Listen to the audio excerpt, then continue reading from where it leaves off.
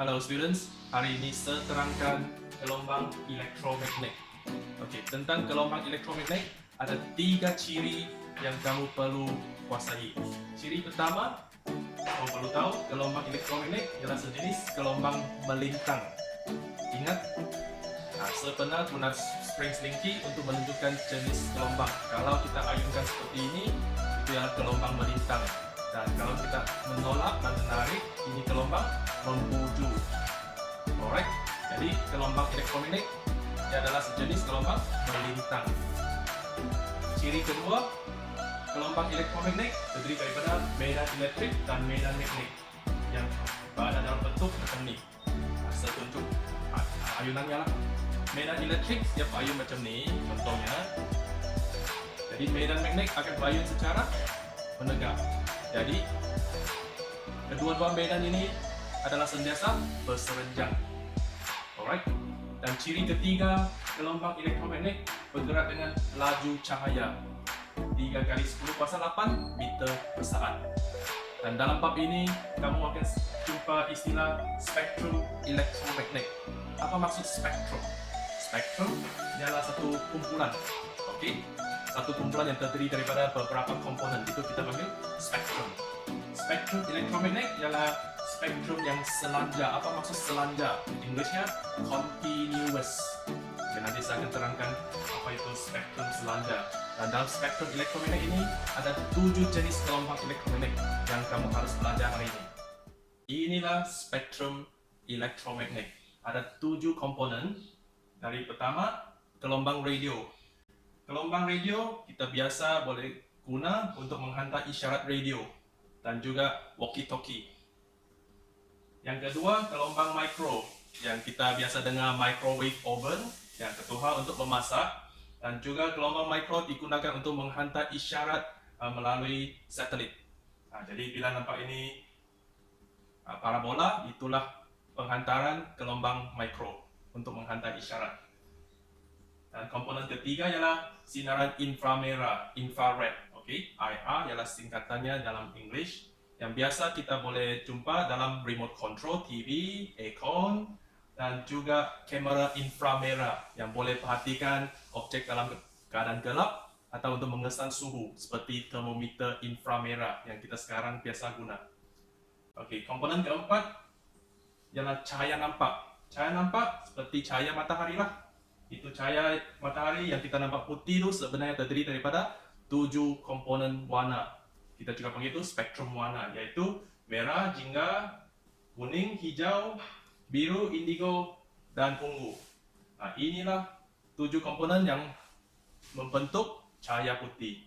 Cahaya nampak ini kita tahulah dari matahari untuk fotosintesis, untuk penglihatan kita, dan juga untuk gentian optik, optical fiber yang selalu digunakan untuk menghantar isyarat dengan laju. Contohnya Streamix Internet.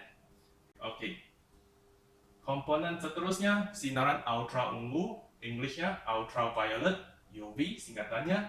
Kita biasa lihatnya dalam kedai runcit, itu bekerja mengesan wang palsu dengan sinaran ultra ungu, atau dalam alat perangkap serangga pun itu sinaran ultra ungu.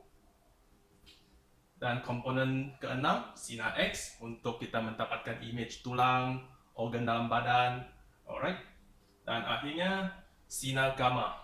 Sinar gamma adalah sinaran yang digunakan untuk membunuh sel kanser, untuk rawatan kanser dalam radioterapi. Okey, jadi kita teruskan. Okey, di sini 7 komponen ini ada satu ciri yang sangat penting, yaitu tentang bentuk gelombangnya. Okey, kamu lihat di sini dari gelombang radio, kamu dapati di sini gelombangnya macam lebih jauh, jarang, dan semakin ke arah sinar gamma, itu gelombang menjadi lebih rapat.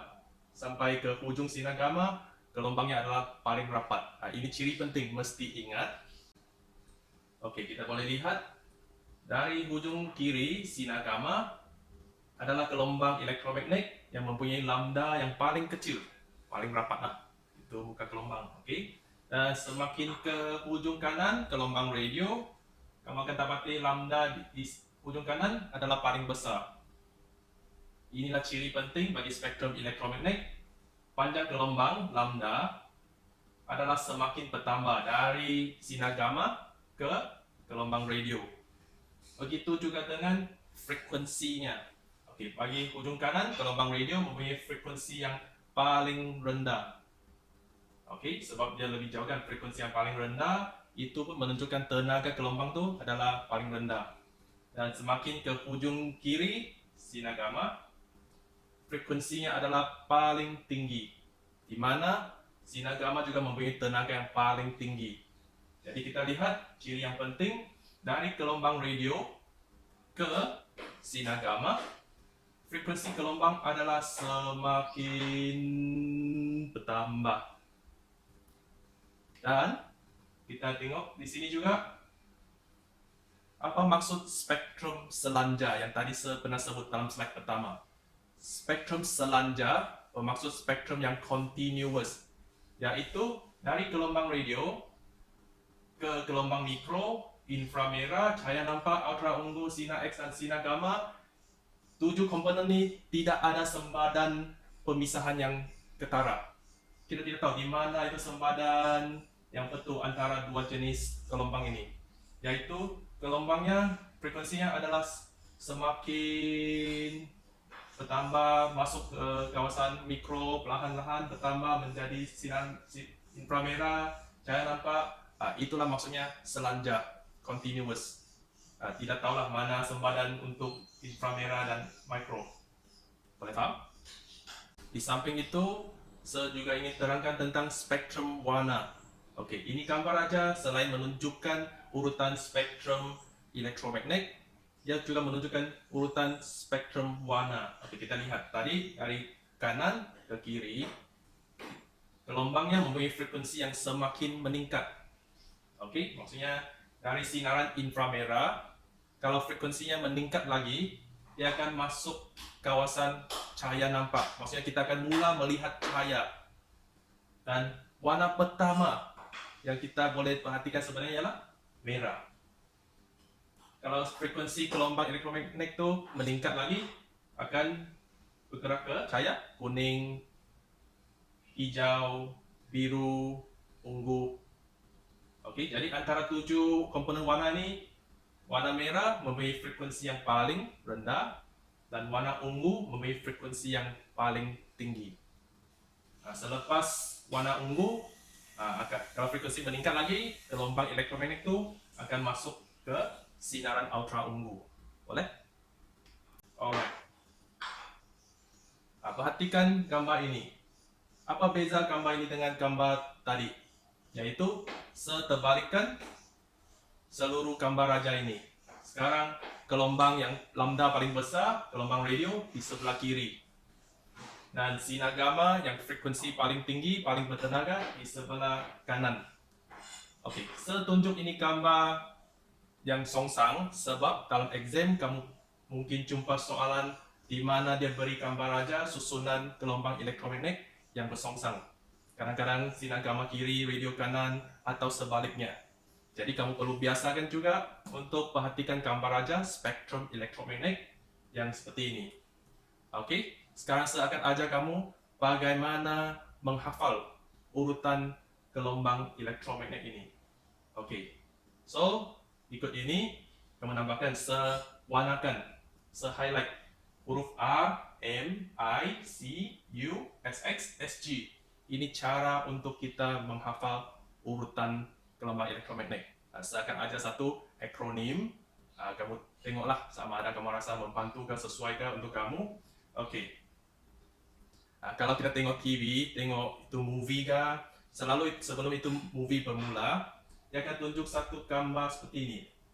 U bermaksud umum, maksudnya itu movie sesuai ditonton oleh semua penonton. Budak kecil, nenek tua, semua pun boleh menontonnya, sihat kandungannya. Okey, kalau Q13, maksudnya itu movie atau rancangan tu ada sedikit unsur yang tidak sihat lah. Alright. Kalau 18 pula, itu rancangan jangan kau tengok lah. Itu maksudnya itu movie ada gambaran atau sinario yang penuh dengan keganasan, sangat ganas atau sangat seksual. Itu 18 kita tak boleh tengok punya. Okey, tapi saya perkenalkan ini idea supaya kamu boleh menghafal akronim urutan gelombang elektromagnetik, yaitu dengar sini ya. Oke, A radio, E micro, dan seterusnya. Oke, ini akronimnya. Coba kamu dengar dan belajar. Oke, rancangan malam ini, campuran umum, SX, SG. Di mana SX bermaksud berunsur seksual, SG unsur keganasan. Oke, saya ulang lagi. Akronimnya rancangan malam ini, campuran umum, SX, SG. Oke, harap ini akronim boleh membantu kamu lebih ingat urutan gelombang elektromagnetik, sebab urutannya sangat penting untuk kamu menjawab soalan exam. Dan jangan lupa, selain urutannya, pastikan kamu ingat bentuk gelombang ini. Gelombang radio ada lambda yang paling besar, dan gelombang sinar gamma memberi lambda yang paling kecil. Boleh?